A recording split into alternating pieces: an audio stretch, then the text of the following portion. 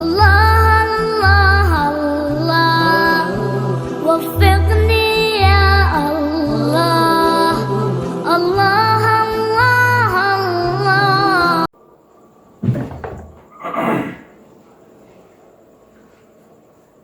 أعوذ بالله من الشيطان الرجيم. بسم الله الرحمن الرحيم. الحمد لله رب العالمين الرحمن الرحيم مالك يوم الدين. إياك نعبد وإياك نستعين. اهدنا الصراط المستقيم صراط الذين أنعمت عليهم غير المغضوب عليهم ولا الضالين.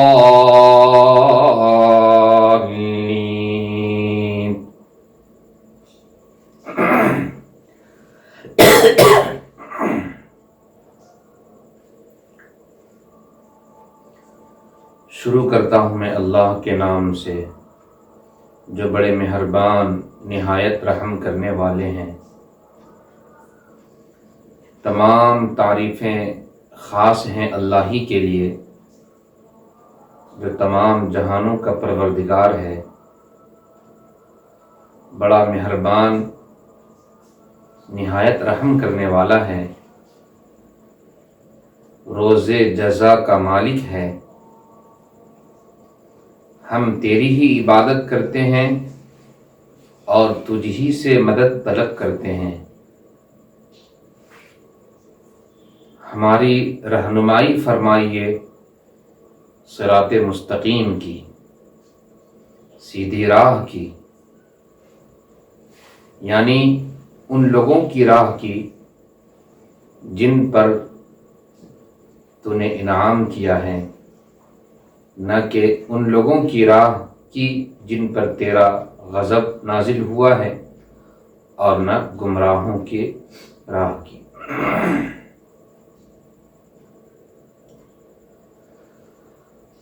محترم سامعین کرام، ناظرین عظام، اللہ رب العزت کا بڑا فضل اور اس کا احسان ہے کہ اس رب کریم نے ہمیں درس قرآن کے مشغلے سے وابستہ فرمایا۔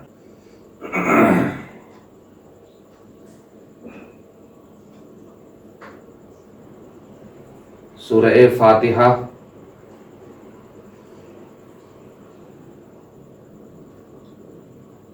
جس کی تفسیر مختصر انداز میں آپ کے سامنے پیش کی جا رہی ہے، یہ سورت بڑی ہی متبرک اور فضیلت کے حامل ہے۔ اس سورت کی فضیلت کا اندازہ اس بات سے لگایا جا سکتا ہے کہ میرے اور آپ کے آقا سرکار مدینہ محمد عربی صلی اللہ علیہ وسلم نے اس سورت کی اہمیت کو اجاگر کرتے ہوئے اس سورت کو ہر ایمان والے کی نماز کے لیے نماز کا جز بنا دیا۔ جیسا کہ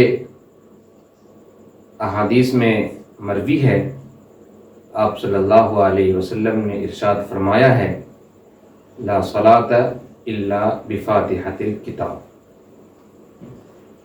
او کما قال علیہ الصلاۃ والسلام، کہ سورہ فاتحہ کے بغیر نماز مکمل نہیں ہوگی۔ اسی طرح سے اس حدیث پاک کی فضیلت میں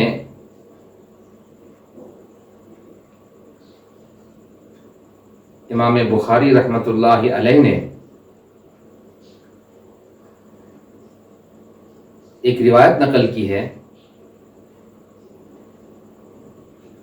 جس میں رسول پاک صلی اللہ علیہ وسلم مسجد نبوی میں تشریف فرما ہیں. حضرت جبرائیل علیہ السلام بھی آپ صلی اللہ علیہ وسلم کے پاس تشریف لائے ہوئے ہیں. اسی درمیان آسمان میں ایک آواز ہوتی ہے. آپ صلی اللہ علیہ وسلم نے اپنا چہرہ آسمان کی طرف اٹھایا اور دیکھا تو آپ صلی اللہ علیہ وسلم نے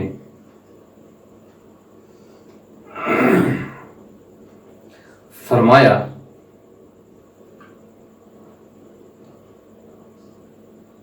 کہ آج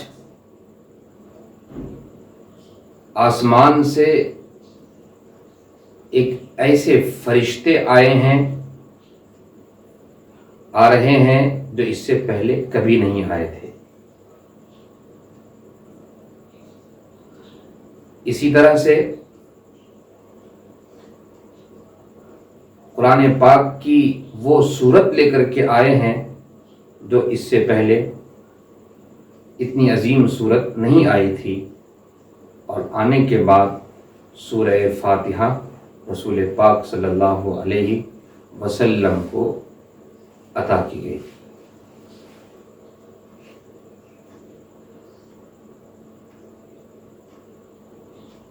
ایک صحابی ہیں حضرت ابو سعید ابن معلّہ رضی اللہ تعالی عنہ.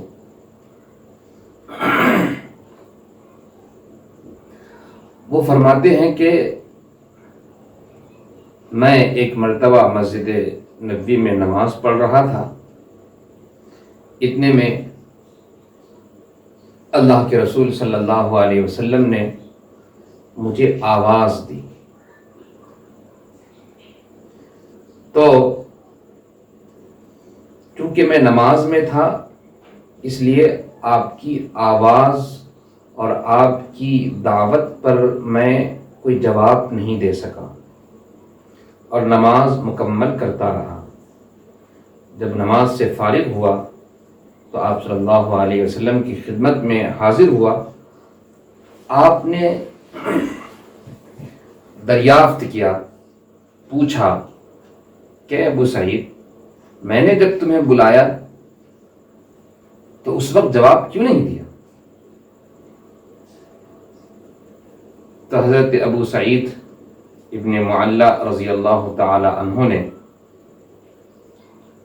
جواب میں فرمایا کہ اے اللہ کے رسول، میں نماز پڑھ رہا تھا اس لیے میں نے جواب نہیں دیا.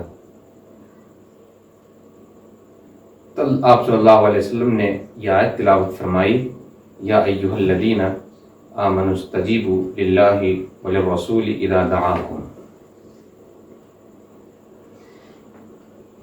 کہ اے ایمان والو، جب رسول تمہیں بلائیں، آواز دیں تو تم ان کو جواب دو. اس کے بعد اب یہ الگ بحث ہو گئی کہ کیا نماز میں آپ صلی اللہ علیہ وسلم اگر بلاویں تو دوران نماز جواب دینا واجب ہے یا نہیں ہے. تو اس سلسلے میں فقہا کا اختلاف ہے. یہ تو متفقہ فیصلہ ہے کہ جواب دینا واجب ہے، لیکن جواب دینے سے نماز فاسد ہوتی ہے یا نہیں ہوتی ہے، اس سلسلے میں امام شافعی، امام مالک اور امام احمد ابن حنبل یعنی شوافع، حنابلہ، مالکیہ کے نزدیک نماز فاسد نہیں ہوتی ہے. البتہ عند الاحناف نماز ٹوٹ جائے گی، فاسد ہو جائے گی، لیکن نماز میں جواب دینا واجب ہوگا. اس کے بعد آپ صلی اللہ علیہ وسلم نے حضرت ابو سعید ابن معلّہ رضی اللہ تعالی عنہ سے کہا کہ چلو چلتے ہیں. آپ نے میرا ہاتھ پکڑا اور فرمایا کہ مسجد سے نکلنے سے پہلے میں تمہیں ایک عظیم سورت کا پتہ بتلاؤں گا۔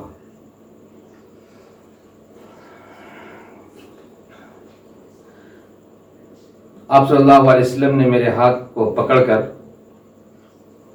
قدم آگے بڑھایا اور چلتے رہے، یہاں تک کہ مسجد کے دروازے پر جب کے قریب پہنچ گئے تو صحابی فرماتے ہیں کہ مجھے خدشہ ہوا کہ کہیں آپ صلی اللہ علیہ وسلم مجھے وہ صورت بتلانا بھول تو نہیں گئے، کہیں چھوٹ نہ جاوے، اس لیے میں نے دریافت کیا اللہ کے رسول آپ نے مجھے ایک صورت کا نام بتلانے کے لیے کہا تھا جو عظیم صورت ہے، تو آپ صلی اللہ علیہ وسلم نے فرمایا وہ صورت الحمدللہ رب العالمین ہے، ہی السبع المثانی والقرآن العظیم الذی اوتیتہ، کہ وہ الحمدللہ رب العالمین 7 آیتوں والی صورت ہے جو قرآن عظیم بھی ہے۔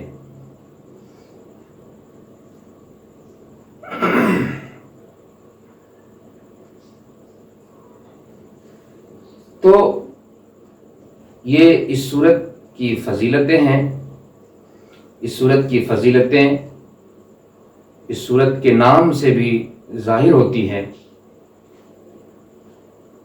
اس صورت کا نام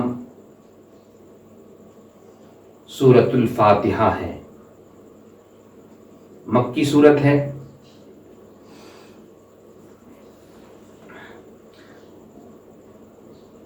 علامہ جلال الدین سیوطی رحمہ اللہ نے اس صورت کے 25 نام بیان کیے ہیں۔ ان 25 ناموں میں سے چند نام آپ کے سامنے پیش کیے جاتے ہیں۔ سب سے پہلے اس سورت کا نام سورۃ الفاتحہ یا فاتحۃ القرآن ہے۔ فاتحہ جس سے کسی چیز کا آغاز کیا جائے، شروعات کی جائے۔ اس سورت کو سورہ فاتحہ اسی لیے کہتے ہیں کہ اس سورت سے قرآن پاک کی ابتدا ترتیب کے اعتبار سے کی جاتی ہے، نزول کے اعتبار سے نہیں، اس لیے کہ نزولی ترتیب کے اعتبار سے سب سے پہلے سورہ اقرأ بسم ربک الذی خلق، اس سورت کی 5 آیتیں نازل ہوئی۔ دوسرے نمبر پر سورہ مدثر کی ابتدائی 5 آیتیں نازل ہوئی۔ تو یہ نزول کے اعتبار سے ہے، البتہ ترتیب کے لحاظ سے سب سے پہلے قرآن پاک کی سورت سورۃ الفاتحہ ہے، جس سے قرآن پاک کا آغاز ہوتا ہے، شروعات ہوتی ہے، ابتدا ہو رہی ہے۔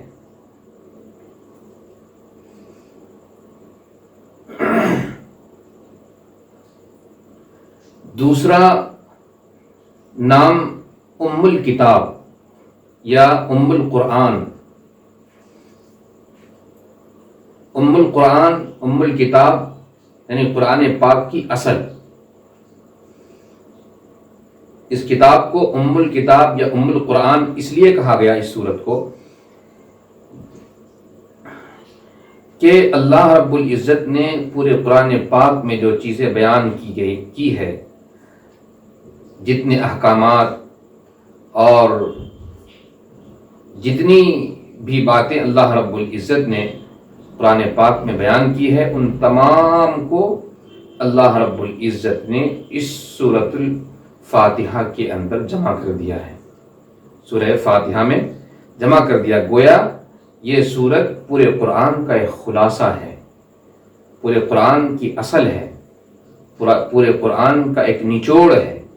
اس لیے اس سورت کو ام القرآن یا ام الکتاب بھی کہا گیا ہے۔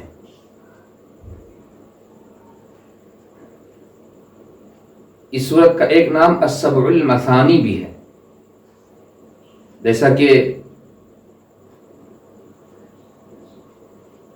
پہلے فضیلت کے عنوان پر جو ایک روایت بیان کی گئی ہے، ابھی پہلے بیان کر چکا ہوں، اس میں آپ صلی اللہ علیہ وسلم نے جو حضرت ابو سعید خدری رضی اللہ تعالی عنہ سے کہا تھا میں تمہیں ایک سورت بتلاتا ہوں، اس میں فرمایا ہی السبع المثانی والقرآن العظیم۔ تو اس لحاظ سے اس کا ایک نام السبع المثانی بھی ہے، اس لیے بھی کہ یہ سورت 7 آیتوں پر مشتمل ہے، 7 آیتیں ہیں۔ اس پر سب کا اتفاق ہے کہ یہ سورت 7 آیتوں پر مشتمل ہے، البتہ تعیین میں اختلاف ہوا ہے۔ امام شافعی رحمۃ اللہ علیہ نے بسم اللہ الرحمن الرحیم کو سورہ فاتحہ کا جز مان کر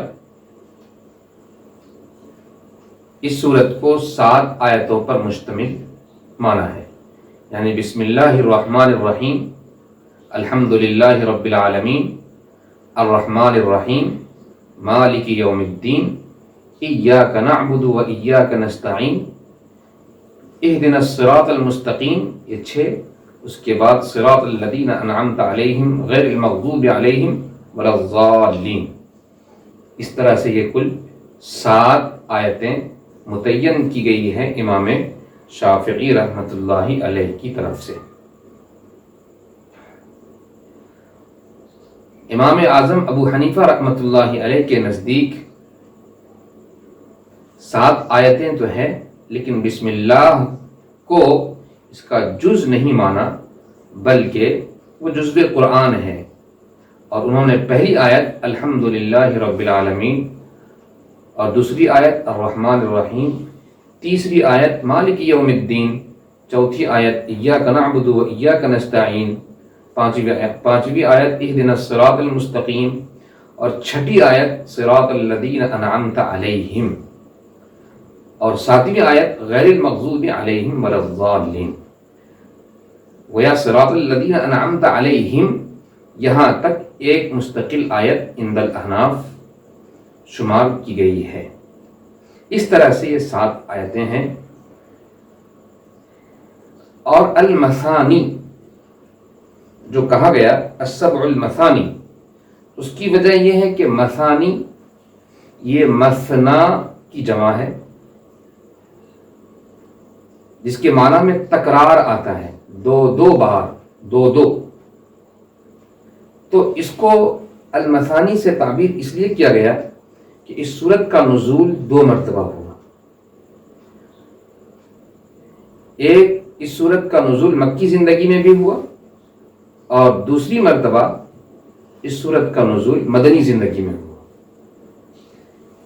اس لیے اس سورت کو السبع المثانی کہا گیا ہے۔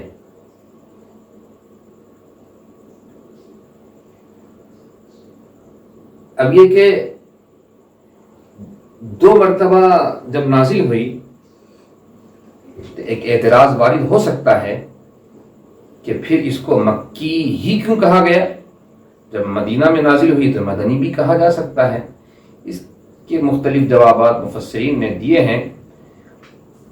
سب سے آسان اور عام فہم جواب یوں سمجھ لیں کہ مکی زندگی میں جو سورہ فاتحہ نازل ہوئی وہ